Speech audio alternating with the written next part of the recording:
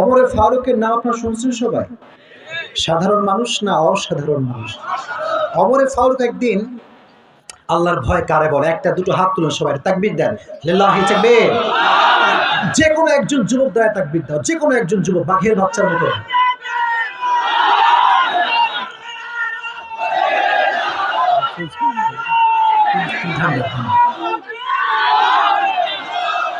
মাশাআল্লাহ।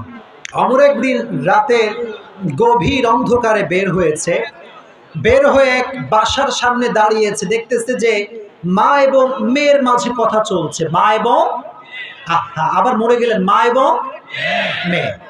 মেয়ে তার মায়ের সামনে বসে আছে, মা বিশাল বড় একটা দুধের পেলা নিয়ে আসছে, এসে বলছে শোন, এই দুধের পেলা খালি পানি মিশাবি। এখন কি মিশাবি?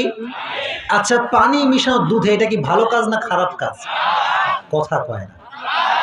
মেয়ে বলছে মা তুমি কি জানো না যে অমর ফরমান জারি করেছে যে রাষ্ট্রের ভেতরে দুধের সঙ্গে পানি কেউ মিশাতে পারবে? এখন মা বলে তুই কি পাগলি? অমরের 14 গোষ্ঠীর কেউ নাই, তুই আরামে মিশা, কোনো সমস্যা নাই। কিন্তু অমর বিহাইন্ড অফ দ্য ডোর আছে না নাই? অমর দাঁড়ায় আছে যে মেয়েটা কি রিপ্লাই করে, কি উত্তর করে, আমি এটা শুনতে চাই। মেয়েটা সর্বশেষ শর্টে বলছি, সংক্ষেপে বলছি, একটা কথা মেয়েটা বললো, and that was heart touching. এটা হৃদয়ে আপনার টাচ করবে। সেটা কি? মেয়ে বললো যে মা, গভীর অন্ধকার রাত, পুলিশ নাই, বিডিআর নাই, র্যাব নাই, আর্মি নাই, অমর নাই, অমরের রাজ্যের কেউ নাই। এই গভীর অন্ধকার রাতে যদি আমি দুধে পানি মিশাই, কেউ না দেখলেও আমাকে তো দেখে একজন, তিনি কে? এই কথা শুনে অমর ঠাস করে কেঁপে উঠছে। মাঝে মাঝে দেখবেন যে আমরা যখন দুঃসংবাদ পাই, হঠাৎ করে আমার কল আসছে, কি ব্যাপার, আপনার আব্বা মরে গেছে, আমি কেঁপে উঠবো না? হঠাৎ করে খবর আসছে, এটা কেঁপে উঠবো। অমরও কেঁপে উঠছে, কিরে? অমর এ কথা বলতে বাধ্য হয়েছে যে এই যুবতী মেয়ের মাঝে আমি অমরের চাইতে বেশি আল্লাহর ভয় আছে। অমর সোজা গো ব্যাক টু হোম। বাসায় গিয়ে সন্তান আব্দুল্লাহ ইবনে ওমর, এদিকে আসো। বাবা তুমি কি বিয়ে করতে চাও? তার সন্তানকে বলতেছে। আমি এই হাদিস যখন বলি, আমার এই যুবকদের কথা মনে পড়ে। এদেরকে যদি বাপ কোনোদিনও মানে ভুলে, বাবা তুই কি বিয়ে বউ, আব্বা রাজি, আব্বা আমি রাজি, এক পায়ে রাজি, ঠিক না বলো? তো আব্দুল্লাহ ইবনে ওমর বলল যে আব্বা আমিও রাজি, but who is the girl? মেয়েটাকে? ওমর বলল দেখো, মেয়েটা কিন্তু কোনো রাজকুমারী না, রাজকন্যা না, এই মেয়েটা সাধারণ ঘরের মেয়ে, এটা একটা দুধওয়ালির মেয়ে। সুবহানাল্লাহ পড়লেন না? আব্দুল্লাহ ইবনে ওমর কয় আব্বা দুধওয়ালির মেয়ের সঙ্গে আমার বিয়ে, ঠিক আছে কোনো সমস্যা নাই, কিন্তু আব্বা কি দেখে বিয়ে দিচ্ছেন আপনি? ওমর বলল এই মেয়েটার ভিতরে সবচেয়ে দামি গুণ আছে, এটা নাম হচ্ছে আল্লাহর ভয়। সুবহানাল্লাহ। এবার একটা হক কথা বলেই ফেলি,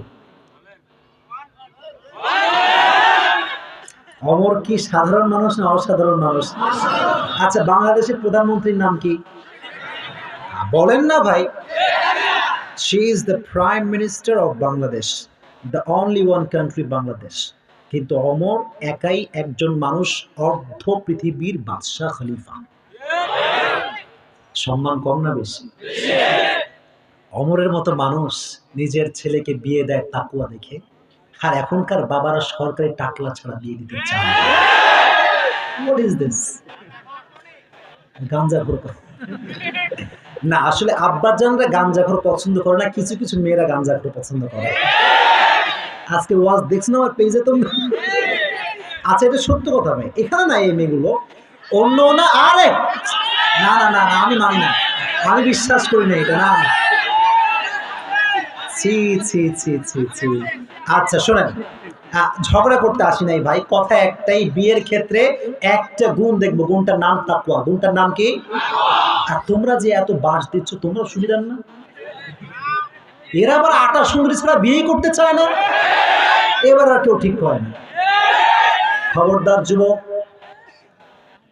বিয়ে তো দূরের কথা, মুরব্বীরা রাগ করবেন না, এখনকার যুবকরা, বেশিরভাগ যুবকরা পালিয়ে বিয়ে করে। আবেগে পড়ে করলা কাজটা, যে বাপ মা আজীবন তোমার লালন পালন করলো, মূল্যায়ন করলো না। শোনো, যেই মেয়ের রূপ দেখে আজকে বিয়ে করলা না, কোর্ট ম্যারেজ, পালিয়ে বিয়ে করলা, লিখে রাখো আগামীকাল ওই সুন্দরী রূপটা কাল নাগিনীর রূপ হয়ে যাবে। হ্যাঁ, তব সমাজ মে আয়েগা। তখন বুঝে আসে কপাল চাপড়াও 1 পয়সা কোনো লাভ হবে না। এজন্য সময় থাকতে আমরা বিয়েতে একটা গুণ ঢুকাবো, গুণটার নাম কি? আর আমাদের সবাইকে তুমি আল্লাহর ভয় নিয়ে চলার তৌফিক দিও, বলো আমিন। আমাদের সব জায়গায় তুমি তোমার যে ভয়টা রাখা দরকার, এই ভয়টা রাখার তৌফিক দিও, সবাই পড়ো আমিন।